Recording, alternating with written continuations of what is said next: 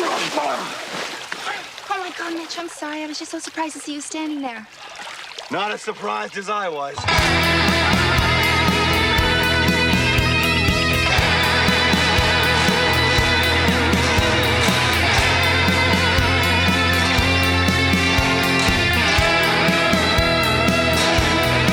You got that Baywatch podcast, that's where it's at. You got that Baywatch podcast, that's where it's at. You got that Baywatch podcast, that's where it's at. You got that Baywatch podcast, that's where it's at.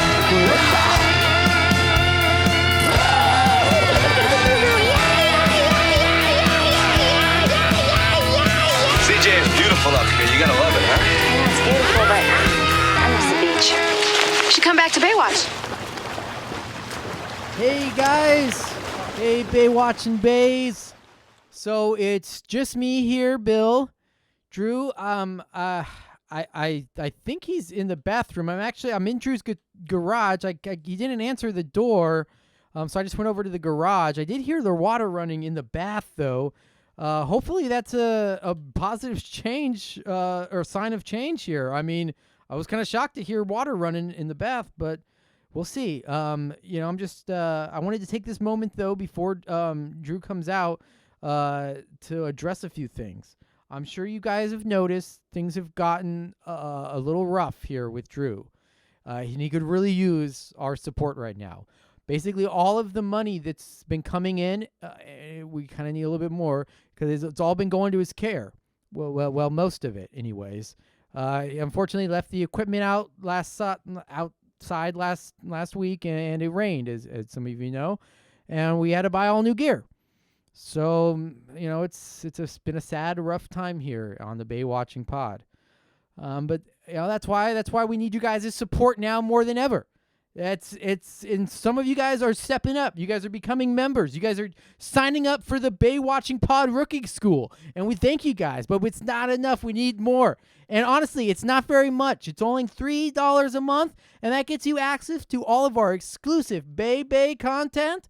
That's the full show released early for members, extra segments and goofs, alternate theme songs, and a day at the beach with your favorite Bay Boy host, me and Drew. That's right. You'll have access to purchase a VIP ticket to our exclusive first annual Baywatching Pod Rib Fest. That's right. You guys remember how they had that shitty-ass Rib Fest? We're going to do a real Rib Fest. It's going to be a fucking fest, not just a party, a fest. We're going to have the best ribs, no fucking barbecue sauce. We're talking dry rubs, slow cooked. They're going to be the best. And if you just pay us $3 to become a Baywatching Pod Rookie School member, then you can have access to buying a ticket to the Rib Fest. You don't get a ticket. You get access to buy a ticket, but that's a good deal for just $3. So make sure to check us out. Find us on Instagram at Baywatching Pod. Actually, it's at Instagram at Baywatching Podcast or on Twitter at Baywatching P.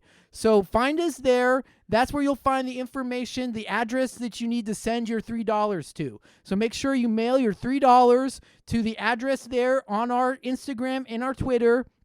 We'll then make sure you put your email address too. So send us $3, write your name and email address in the envelope, send it to us. We'll add you to our mailing list, and you'll then be a member of the Rookie School. So now, and you guys know I hate doing this. Our show is like a lefty podcast. We talk about socialism all the time. So obviously I hate asking you guys for money. And I mean, with the show in the state that it's in, with Drew and everything, I even get if you feel it's not a great choice. It's a bad choice, maybe. But I'm really trying to do my best here to bring it back to our roots. And I think with your guys' help, I can do it. So come on, help me, everyone. Send in $3 and let's bring us back to watching Baywatch and talking politics and bring us all back to the Bay. I mean, it's got a little bad, but I think we can do it. At first, I kind of liked this bit with Drew. It kind of fit in, this bit that Drew was doing with the water. And then I started getting tired of wondering whether or not it's a bit or not. And now, I mean, this shit is just really... I mean, the reality is that everybody who thinks that every fucking one who thinks that they're some Andy Kaufman genius is just some bad comedian. And unfortunately, Drew is proving that he is no different. That's what's going on here, I think. I mean, Drew's probably just saying he's doing anti-comedy or some stupid shit like that. But in the reality, it's just that he's too lazy to get good at real comedy.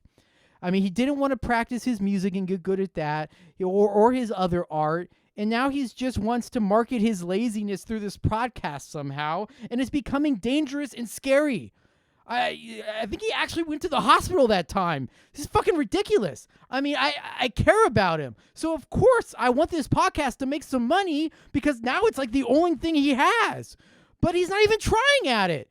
And yeah, I know not trying at podcasting is what makes you a good podcaster. I get it. But you see how Drew is doing it. He's like doing some other shit now to the extreme in lieu of not trying. And even his politics here are being affected.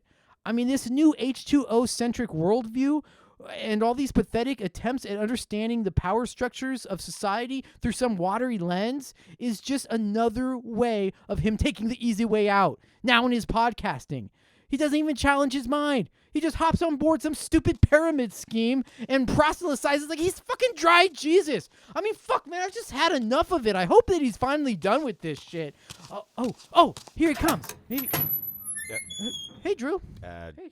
What are you doing here in here, Bill? I hear you talking. Well, I'm checking out the new equipment. I heard it arrived yesterday, so I came over and thought I'd check it out. It's here. You sure you're not in here planting bugs, like for big water or something like that? Oh, Little microphones or cameras? Are you? No, I'm just getting ready to start the show. It's a week, we need to start the show. Okay. Whoa, dude. I was hoping you were in there taking a bath. Yeah, I did. What do you mean you did? In rubbing alcohol? You fucking reek of like fucking. It's piss patrol alcohol. Yeah. I thought I heard water running in there. Yeah. What you probably heard was me releasing the air from my tanks. Your tanks? Yeah, my scuba tanks. I got some new scuba deal. I also got some real good deals on bulk rubbing alcohol. That's how I'm able to bathe in it. It was all on Amazon. It was a bundle. So I got my scuba, I got my rubbing alcohol, real nice bundle on Amazon. I know what you're thinking, Bill. I know.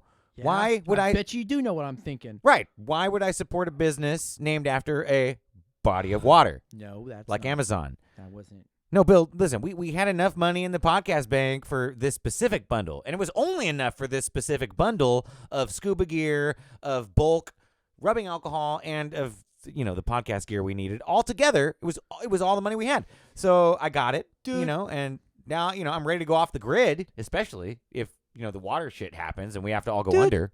Dude, no, dude, that money comes from our fans. It's meant for the show. Bill, what they don't know won't hurt them, okay? No, come on. No, dude, no. No money here. I thought you were going to use that money for the new gear, and then you were going to use whatever's left over to pay your bills that were past due that you were saying you needed to pay. Dude, relax. Like, I got this all under control, okay? We got this new gear. We can start recording the podcast. It's better than our fucking old gear, by the way. And I found a way to skirt all my fucking bills, Bill. I could tell you how to do it, too. We don't have to pay any fucking bills. I learned it from my anti-water group, dude. H2O-chan. I'm all right. Well, by the way, but before we can, let me stop you. He's like, I got a meeting tonight, so you're gonna have to leave soon. It's with H2O-chan on Zoom. What? So you have to leave. We gotta wrap this somewhat soon. Yeah. All right. Well, I guess we. Let's get started. Why don't we start? Let me get the recording started. Hang on. No. Here. I got the recording here. I was already setting up the equipment and stuff. I kind of know how it works. Maybe let me try editing this one too. Let me make a note here. Oh, okay. Yeah. All right. You're drinking beer now, Drew? I thought you were only drinking rubbing alcohol mixed with beer.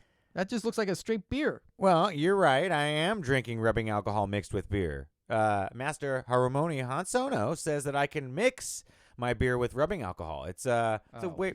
So you're still doing that, huh? Yeah, it's a way for me to de-water my system, I get the beer with the rubbing alcohol. The beer helps me from getting too dry, because if I get too dry, Bill, then I got to go to that hospital to fucking re-water. They always want you fucking re-watered at the hospital when you go there. Anyway, Bill, did you hit the record yet? I mean, you've heard all this. Like, you know my hospital story. Oh, Hit record. Yeah. Hang on. There we go. Okay, now we're going. All right, well, welcome to Baywatching Podcast, babies. I'm Drew.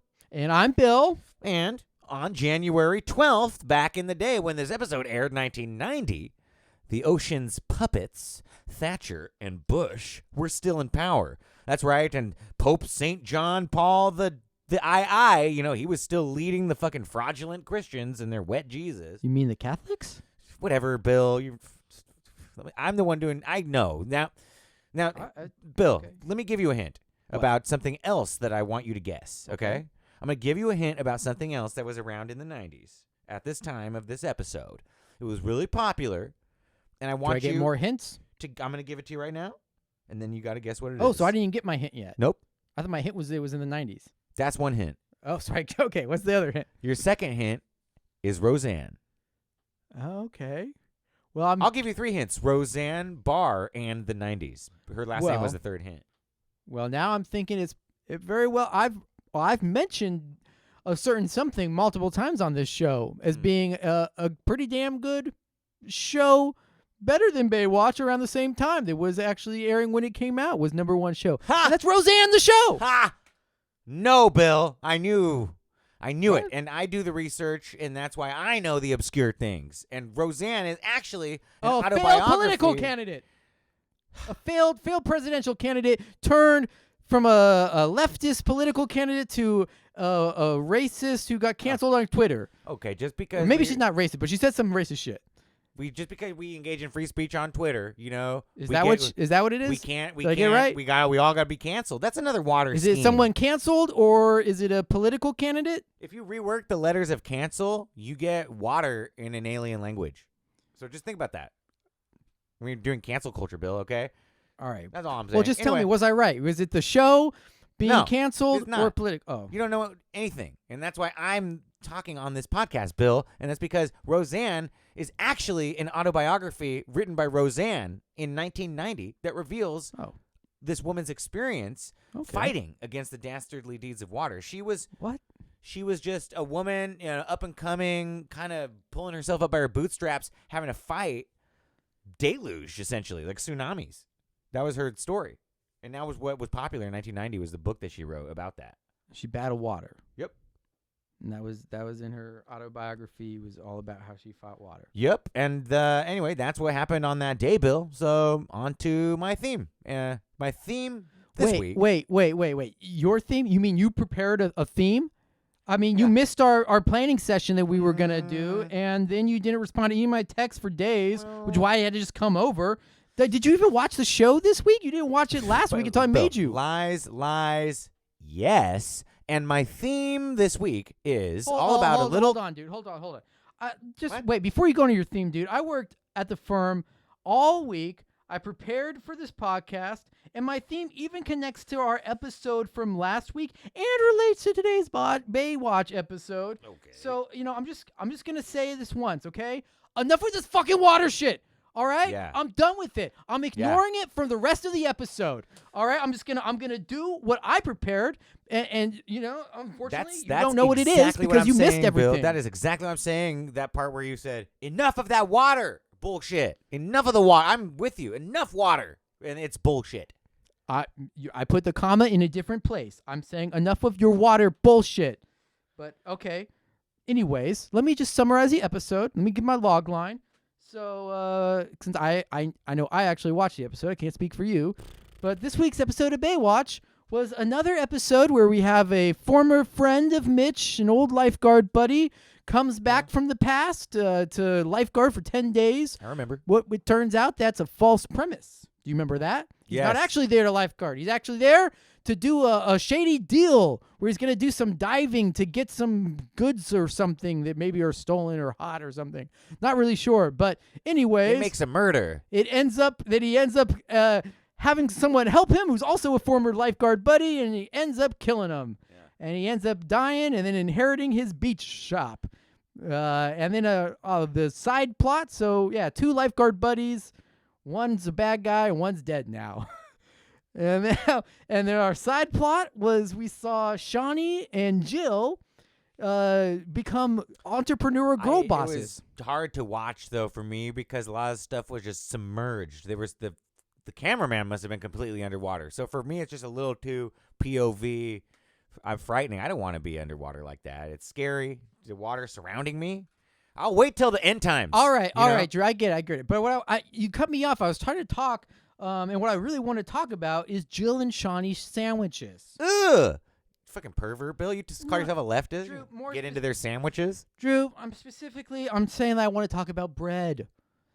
Okay. Just hear me out, okay? Because last week, you remember, we talked about an economy of a family at the table breaking bread, and how in that economy there was no money, and how, in fact, money was offensive in that situation. And we talked about mutual aid being a real-world embodiment of Professor Wolf's thought experiment that we discussed with the family breaking bread. So, all of this to say, I want to talk about a guy called Peter Kropotkin. Do you know who he is? I want to talk about a country called Australia. You see, before we had real separate continents. Drew, I told our listeners I'd bring the show back to Baywatch. We're bringing it back to the Bay.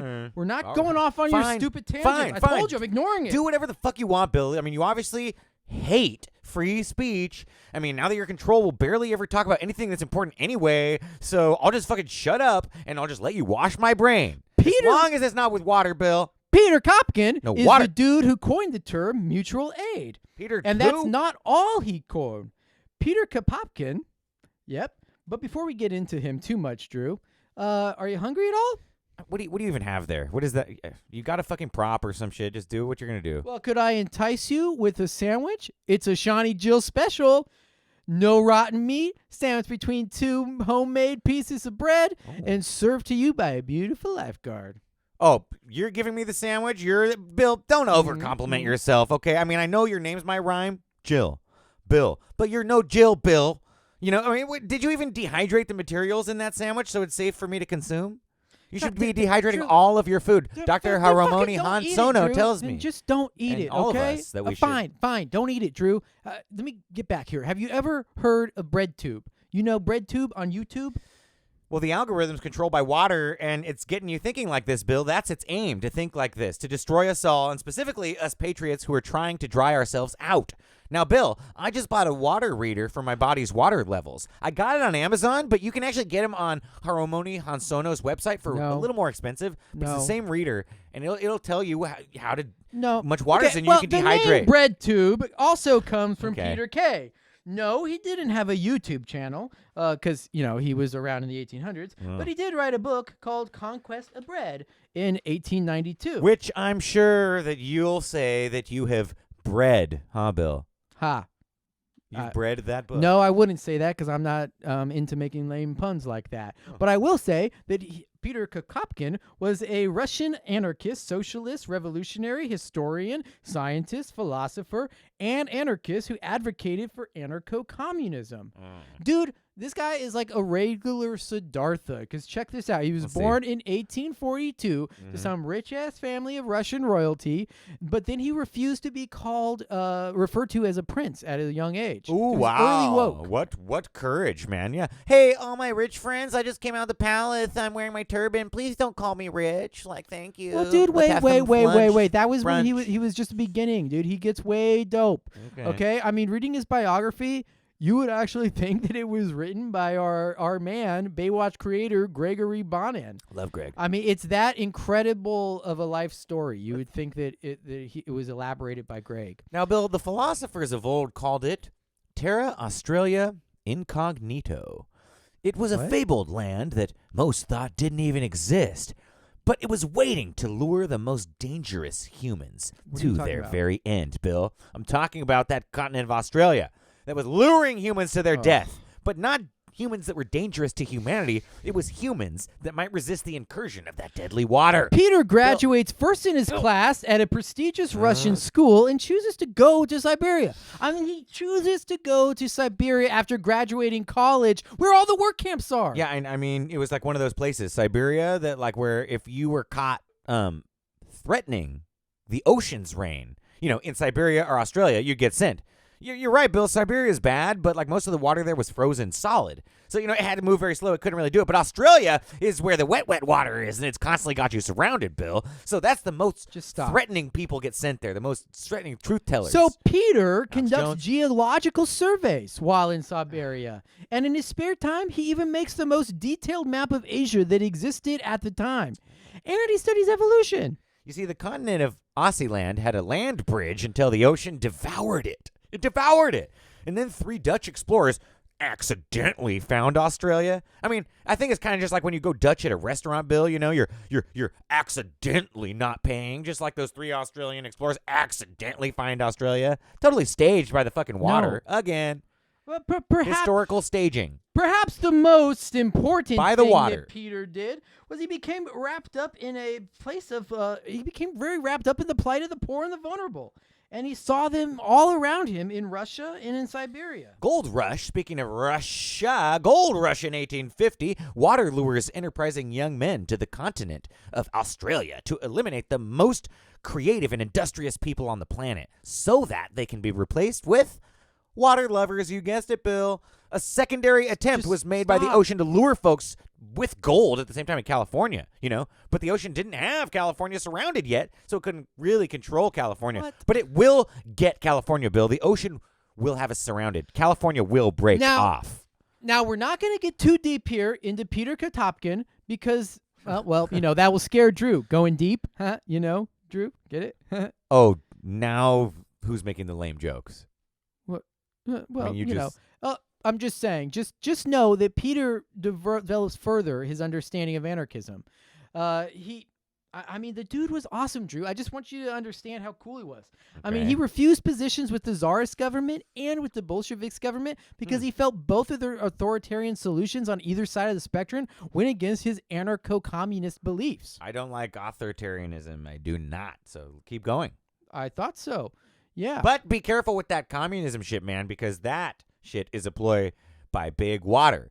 And I just don't want you getting sent to Australia or there's some other shit that getting drowned. That your H2O fucking H2O channel. Colt. Harmony You mean Colt? Monsuno. He's got a master's degree. Yeah. He's a master. He's told you that communism is a ploy of big water, huh? And history. Yeah. Like I said. Just look at it, research it. Well, maybe you should do a little research on Peter because Peter felt that he could serve folks by spreading the awareness and organizing amongst the poor and working. He continued studying everything and was arrested in Russia for spreading dangerous and subversive activity. Then the dude busted out of Russian prison. That night, he ate dinner at the fanciest restaurant in Russia because he was rightfully thinking that the cops aren't going to go into the fanciest restaurant in Russia and cause a scene looking for him. They don't want to fuck with people that have a lot of property and disturb their dinners. Mm-hmm. So after fleeing the country, he remained in exile from Russia for 17 years. He was arrested for the same subversive shit later in France, but in spite of all this, he wrote, taught, and engaged in activism all up until he died in 1921. And somehow he ended up dying of pneumonia instead of from talking shit on Lenin and a bunch of other bad dudes. So yeah, I'm not sure how he was able to fiend off being it's just captured like and killed. Someone who believes water is good to also think the Beatles suck, or at least one of them. Well, I don't know about that. I think he's talking about a different Lenin, N-I-N Lenin. But anyways, there's one more thing I forgot to mention. That he did before he died. So in 1916, he successfully saved the children of a silent film executive from drowning. What? Yeah. And then immediately he pitched him his own film, which featured mostly slow motion footage of laborers in a bread factory making bread. Okay. And I think it was canceled after the first season, but then picked up again later. Not really sure. But anyways, in his book, Conquest of Bread, he wanted to distinguish anarcho-communism from capitalism and Marxism. It shifted the focus of anarchism from mutualistic, individualist, and collectivist strains of anarchist philosophy to explore more socialist and communist tendencies. Oh, there's that word again. Okay, all right, Drew. Just bear with me here. He stressed the common ownership of all intellectual and useful property due to the collective work that went into creating it. This didn't mean that state owned everything, and his views on labor were both critical of capitalism as well as Marxism. His view of labor wasn't just that you deserve the right of your own labor or the product of your labor, but instead, Kropotkin asserts that every single individual product is essentially the work of every single individual, as every individual relies on the intellectual and physical labor of all those who came before them and all of those who built the world around them. Kropotkin says that every human deserves an essential right to well-being because every human contributes to the collective social work product. I mean, he wrote, quote, all belongs to all. All things are for all men, since all men have need of them, since all men have worked in the measure of their strength to produce them, and since it is not possible to evaluate everyone's part in the production of the world's wealth, all things are for all. There's a lot of men in there for a leftist feminist like you. He's Sounds using pre- the you sound pretty royal... woke. Come on, Drew. PK asserted that capitalism, like feudalism before it, shared a common thread. They both created artificial scarcity and used poverty as a means to profit off of the people's suffering and promote privilege. They essentially required poverty in order for them to exist. He disagreed with the Marxist labor theory of value, believing that there wasn't a necessary link between one's labor and the value of products or commodities created. And he saw the problem of surplus as being one of the main issues. Should have saw that water was the main problem, man. It sounds like he's not seeing the ocean for the trees. No, Drew. What he thought was that even a society, the society that was controlled like a Marxist one, where it could still be unjust, even when the workers of a particular industry controlled or kept the surplus that they produced to themselves, like in the Marxist idea, rather than distributing that surplus to the common good. So he's basically believes that instead of, all the workers of one union getting a raise, the whole world should get a raise when they create excess surplus. So the world's going to go under water. Shut up, Drew. Peter thought that a society would be still unjust if the workers of a particular industry kept their surpluses to themselves rather than distributing it for the common good. Basically, just because a bunch of workers in one particular industry were able to secure a wage increase because they were producing surplus, now, they shouldn't only be the ones to get the raise increase. The whole world should get an increase. They should all share that excess surplus. So, that's why he saw that we have enough technology, even in the early 1900s, to feed everybody, to house everybody, and we could care for everyone's essential needs. And he also saw that the powerful chose not to do these things for their own benefit. He reckoned that since more than enough of the essentials are produced for all people to receive what they essentially need, he argued that if the surplus were only distributed properly, nobody's needs would ever go unmet. He goes further, that with the level of production output being so high, with such a surplus, people should only have to work 5 days a week. And I mean, right now we could be working 5 hours a week, or 5 hours, not 5 days a week. He said that they should only be having to work 5 hours a day. Although I say right now with what we're producing, we should all be working 5 hours a week. So anyways, this would give people more time and freedom for leisure, socialization, and to work on innovations that would reduce their labor, meaning more free time to figure out ways to make even more free time. Isn't that cool, Drew? I mean, it all sounds... I like money. Sounds a little too free. Well, but you wouldn't have to have money here. That's what I'm saying, Drew. I mean, I thought you'll like all this because he advocated for decentralized mutual aid communities because he felt that authoritarianism could occur if the state took control and full ownership of the means of production. He thought that was dangerous. I thought you'd be jiving with that. It's hard for me to hear anything with all this free and this commie. I can't hear anything but that, and it's almost as scary as ocean, Bill. You know what I'm saying? It's like, what a fucking stretch on this podcast here, what you're doing. Somehow sandwiches equal dangerous leftist rhetoric that you're now spewing all over everyone. Give me a fucking break, dude. Let me I finish. actually had a connection this week to Baywatch. Drew, Australia. but I told you. You didn't let me finish. That's not all I was going to say about PK. No, I have Australia. It's connected to this episode. What? I don't care. It's connected to this very last episode because of Aussie Guard. It's the last time we're going to see How him. is Aussie? Wait, what? That's right. Oh, now I got your attention, huh? Did I miss? I didn't think Aussie Guard was even really in this episode. He was mostly in the last episode. He wasn't in this episode. You know why? Because he's gone forever. That's right, Bill. What? I do the research. We were starting to love him, right? Did he die and I missed it? We were starting to love him. Do they explain it? Did he go we away? hated him. We used to hate him. Now we love him. Then the ocean got him, Bill. Did he take that money he won from the volleyball Bill, tournament and go to Sydney like he was me trying? explain. Maybe he went to Sydney with that fucking girl. Now I'm glad you're bringing it to Australia. But let me explain something to you, Bill. He is an actor in a television show that is being used to secretly tell us about water, and he's gone now. He was killed by the water, Bill. Drew, that actor. Drew, shut up. That's why he's Shut off up. the show forever. Back to Peter. You'll never see him again. Do your just research. Do your research on Peter Kotopkin's evolutionary ideas because he had some really interesting thoughts on evolution. His response to social Darwinism's insistence that competition motivates all things was very insightful.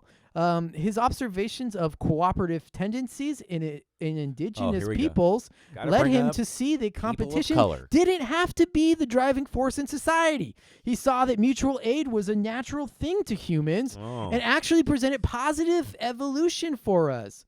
Like, hey, man, there's actually something we can do post-capitalism that doesn't require poverty and that would actually benefit us all.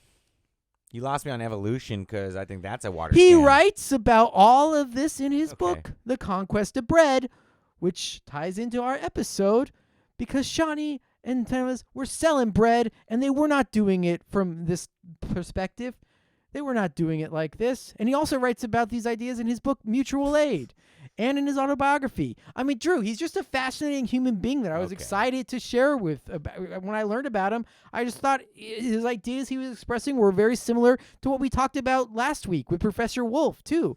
You know, the ideas he expressed just 100 years later. I tell you, Bill, I know we were on the Bernie team together. You think I might be hip with this new woke liberal jive and stuff, but this kind of language I'm learning now. I'm evolving, whereas like into a cult. We used to okay. That's what the unlearned will say. You know, this is the kind of language that you're using. This commie anarcho rhetoric is the kind of language that's replacing us, Bill, people like us. Well, me. Dude, shut up about this shit. No, if we go down this road, Bill, then no more strong anti-water patriots left. Okay? It's like Australia. All those poor, strong men were sent there basically to drown. Dude, like you need to stop. Stop about your fucking Australian shit. We're being held back. What? Dude, you're doing it to me too. We're What are being you held talking back is about? what I'm saying, and now I think on it, you're holding me back. You're trying to stop me from speaking up because you're all wrapped up in this Peter Kintopi guy. You know, you're trying to be all performative, woke, cool. You're trying to get attention, get money. Are you seriously? See, you're caught up in the system, man. You're calling, dude. You are the one who are doing so much destruction. You are literally erasing, like, with your fucking Australian history that starts when the white people got sent there because of some water bullshit that you have in your head. You're literally erasing entire groups of indigenous people in their existence when you do your stupid Australian history. Lies, man. Fucking Dude, lies. the indigenous folk in Australia, they were referred to by the colonizers as half-caste. And that was only if they were products of colonial rape. So only the children of colonial rape were half-caste. Okay. You weren't even a full caste. You weren't even a half-caste if you weren't a product of their own rape. I mean, this is pure cultural genocide. There were complex cultural and social systems that were lost or damaged forever. We're talking hundreds of languages, practices, and hundreds and thousands of people that are now just gone forever.